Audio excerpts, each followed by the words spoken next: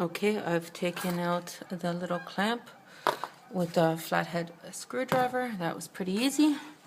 So now I am going to just use the gloves, just not glove. Easier to do without the gloves. So I'm going to pull this plug here. Should be coming down pretty easy. I'm going to put down this phone.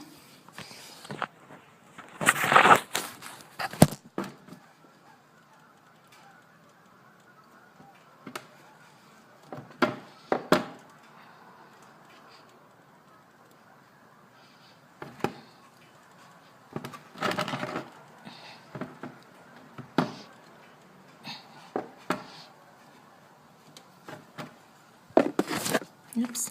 And there is the start of the oil change. So I've also taken out the fuel cap so it can flow a little bit easier. And now it's just wait.